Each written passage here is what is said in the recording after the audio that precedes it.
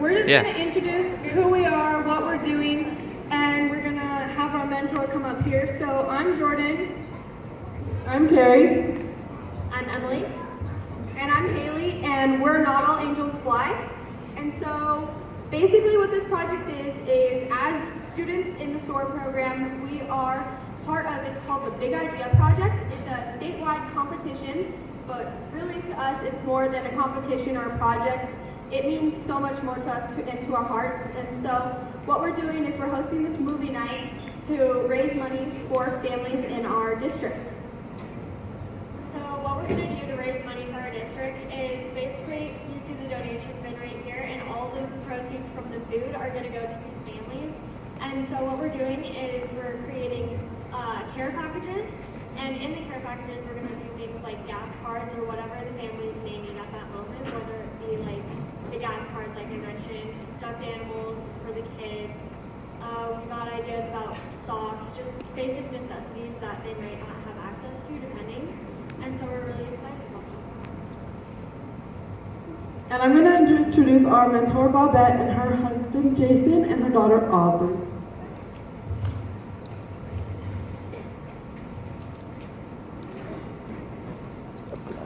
It's going away.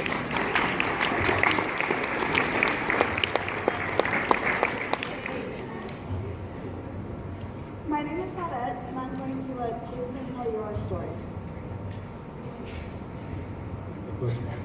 All right, so I want to tell Haley thank you, and all these girls thank you first for letting us come, and for her to do this event. She asked my wife if she would come help her do some of this. We had a child, a daughter, some of you know her name was Jasmine Davis. She passed 2 years ago, Ewing sarcoma, which is a bone cancer. Haley asked that we come up and tell our story.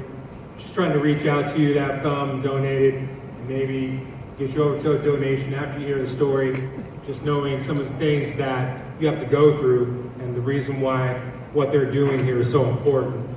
So if you don't know the story, sorry, I got a little loud. If you don't know the story, Jasmine, my daughter, she was diagnosed with Ewing sarcoma.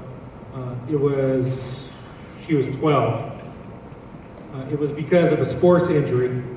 She had got hit in the leg with a softball. We thought it was just some growing pains at the time. It was an injury that she got hit right in the shin, knee, right at the knee. And we had thought, oh, you know what, just some growing pains will be all right. We took her to physical therapy, just wasn't getting better.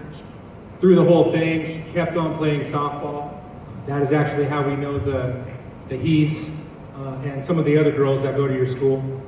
But she kept on playing softball through the whole thing. She played for the whole summer, went through this horrible thing, and then it started moving to her hip, then it was in her back. So eventually what happened at the end of the season, I get in a car accident, and she calls me up afterwards, or I call them, and I say, hey, I need you to pick me up. She has a game that day. She goes and pitches this game. I get there late. I didn't get to see this game, but apparently she pitches this game, and it was just out of control. It was great. She did this great job. So shortly after that, it was one of her last games. I think she had one more after that. We went out to eat one night. She wasn't feeling so well. We ended up going to the hospital the next morning. We took her to the Children's up north here.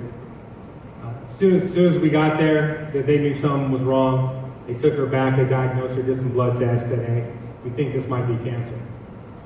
So we thought at first it was leukemia. Ended up obviously not being leukemia, ended up being a bone cancer. So we went down to Children's, we started chemo the next day. Chemo lasted, we went through, how many rounds did we go through? She had over 20 chemos. And there were times in between there where she felt great.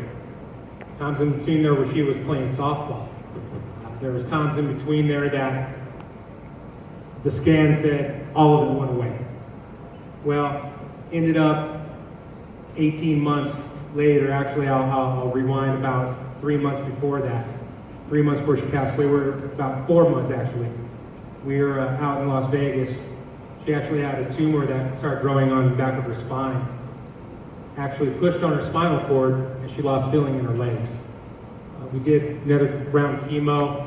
Just didn't seem to work. If you know anything about cancer, the more you do chemo, the less it works, basically.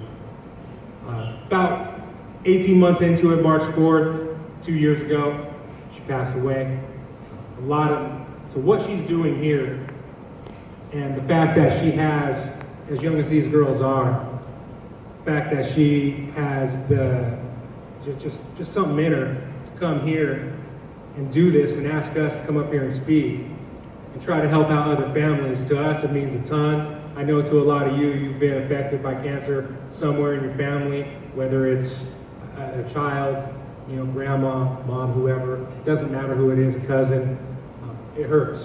It hurts. So the fact for them to know this and bring awareness to this, and that all you can leave here, know what cancer, pediatric, even,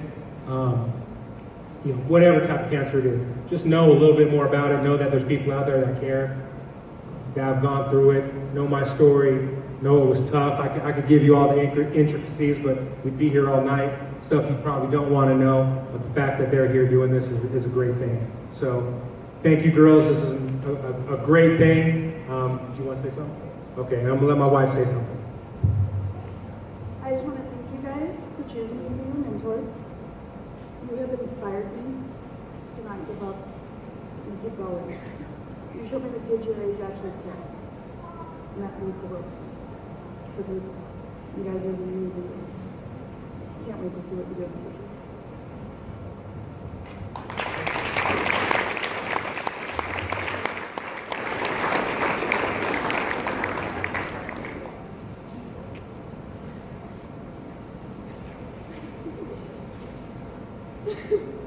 So I'm just going to add something very small, but it's actually sort of big. Jasmine, sorry, something we remember Jasmine as is a hawk. And I think it's really ironic that we are the hawks as well. So I just want you all to know that we have your support. We support all of you and we support Jasmine, so thank you for coming.